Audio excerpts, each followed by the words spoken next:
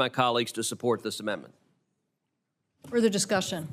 Madam Chair, Senator Thune. thank you. I understand and support the ranking member's interest in minimizing the regulatory burden and providing room for AI development to flourish. But I have to oppose the amendment. And let me just say that the bill itself includes provisions which explicitly exclude deployers of these systems who are already subject to a similar regulation at other agencies, provisions that I have worked with the ranking member to improve.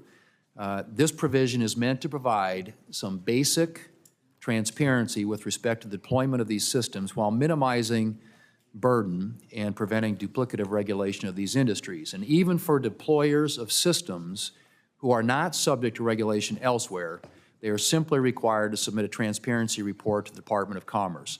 This does not require deployers to hand over data or any sensitive information, only describe actions that they're taking to manage risk in the deployment of their systems. Importantly, this entire framework recognizes the body of existing law that already addresses many of the risks posed by AI, and I've taken significant steps to minimize regulatory burden and to maximize transparency. I'm committed to working with the ranking member to resolve his concerns going forward, but I would urge opposition to this amendment. And I would also point out that this bill is not at all informed by the Biden EO. In fact, it is a very pragmatic, fact-based, and risk-based alternative to the EO, and which creates more certainty out there because these EOs come and go with every administration. And I think the EO is the wrong approach. I believe this is the right, light-touch approach that encourages innovation and at the same time provides a framework to address some of the riskier applications of AI. I think it's the right touch. Madam Chair.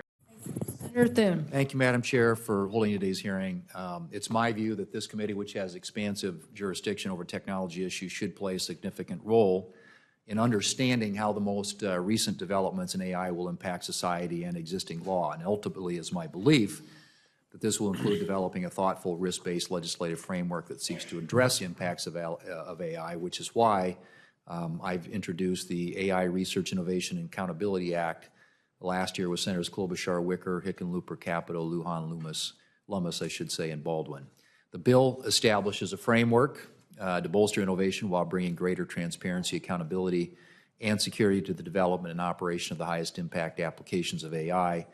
Through this legislation, basic safety and security guardrails are established for the highest risk applications of AI without requiring a burdensome audit or stamp of approval from the government, and it is my hope the committee will advance the legislation soon. Mr. Reed, there are several proposals out there calling for new AI oversight agency, a licensing regime that would require the government to approve certain AI systems before they could be deployed. The framework that I just mentioned and that we've been working on with members of this committee would take a more pragmatic approach, in my view, arguing instead that a risk-based compliance and assessment process would provide the necessary oversight while also allowing AI developers and research to innovate more quickly. In your view, how would a licensing regime impact the innovation ecosystem in the U.S.? Well, as I touched on earlier, I think a licensing regime always leads to a situation where those with the power and the time and the number of lawyers to go through the process of meeting that licensing requirement are the ones who win at the table, rather than those that have the best technology or the best ideas. So I'm always concerned about a licensing regime that is the only door into success. We know how that works. You end up with 3, 4, maybe 5 competitors, and they settle into a nice multi-year program. I think beyond that, I want to say that your work on the risk-based framework is a great idea, but I'm always hesitant because I know that we need comprehensive privacy legislation. It's been very hard as people come forth with these great ideas that offer really good alternatives, but then we'll leave out a piece. Without comprehensive privacy legislation, what ends up happening is we have a patchwork, and that patchwork costs us. You made one other critical point that I think is vital, and I've heard it from my fellow panelists. There is, in fact, already existing government expertise. I've had the honor to work with the Federal Drug Administration, the FDA, and its Center for Excellence. And I would say that they have incredible leadership already on understanding AI frameworks. Their development internally about how do I get approval for software as a medical device that includes AI, and how do I deal with the difference between black box AI, and how do I deal with transparency? FDA has been working on this for years. So I think my worry about standing up a new federal agency when we already have expertise on these topics within existing agencies, and I'm going to agree with Ms. Koch to say that we need to make sure that we have plenty of resources for them to enforce existing laws.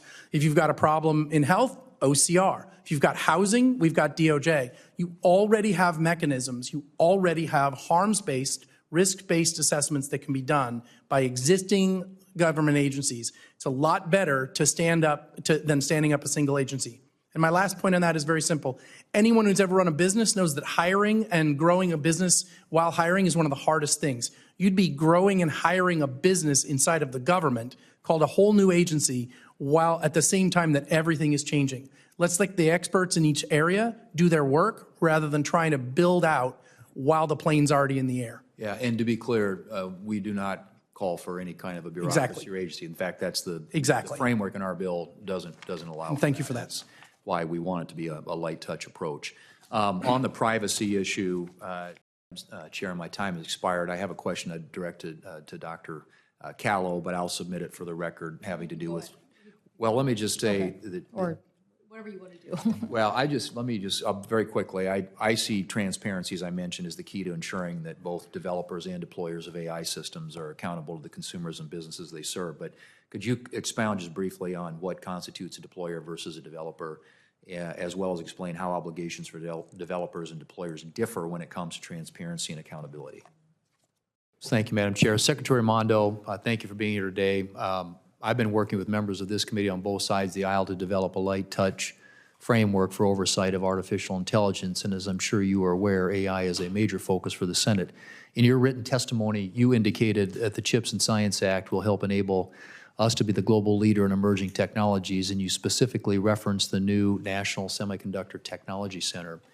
I'm focused on ensuring that the Senate puts the necessary guardrails in place while also ensuring that any legislation encourages and not stifles innovation in AI. So could you explain in more detail how the National Semiconductor Technology Center and the CHIPS and Science Act more broadly is encouraging innovation in artificial intelligence? Thank you. I agree with you strongly. The United States has a competitive edge in the world right now. We are leading the world in AI, and we need to preserve that lead and extend that lead. And so we have to preserve our competitive edge. Having said that, we have to balance the opportunity with guardrails that make sure that we protect ourselves from the downsides. So NIST, part of the Department of Commerce, has put out a risk management framework, which is voluntary, to developers for safeguards they should use as they develop new AI algorithms, similar to the voluntary commitments that the President and the administration have extracted from the biggest AI developers. With respect to the NSTC, that will be research and development. So whether it's new materials, new ways to develop, new semiconductor chips, right? All AI is going to be powered by AI chips, where again, we lead the world. I think the NSTC will have collaborations with universities and companies to lead the next wave of research and development and startups so we continue to maintain our AI lead. Thanks. This administration continues to push for public utility-style regulations on the internet. USDA has tried to insert so-called net neutrality rules in its Reconnect program. NTIA has thrown in a number of extraneous requirements in the BEAD program. And just last week, the FCC announced that it will be reinstating the Obama-era Title II regulations on the internet. Don't ask me why you would want to regulate the internet as a Depression-era monopoly, but they seem to be headed back down that road. With respect to the BEAD program, I find it troubling that the administration would put over $40 billion in broadband funding at risk just to accomplish a campaign talking point. And what I would argue is that instead we should be establishing efficient BEAD rules that incentivize the participation of companies that have spent years building out reliable networks to some of the most remote parts of the country. Will you commit to not require states to include specific price points for broadband offerings in their BEAD plans? Yes or no? Yes, we do not require that. I want to be clear. We are not rate regulating, we are not price setting, and we are not requiring states to do that.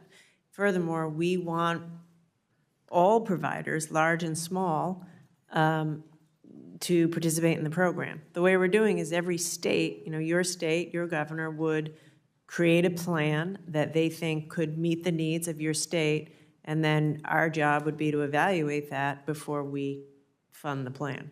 All right, so you would commit that NTIA will give states discretion how to implement Yes. the low-cost and middle-class affordability requirements. In 2022, I introduced the Quantum Network Infrastructure and Workforce Development Act with Senator Hassan, which was ultimately enacted as part of the CHIPS and Science Act. And among other things, the bill asks to build on the expertise of NIST to improve existing research on quantum networking and encryption.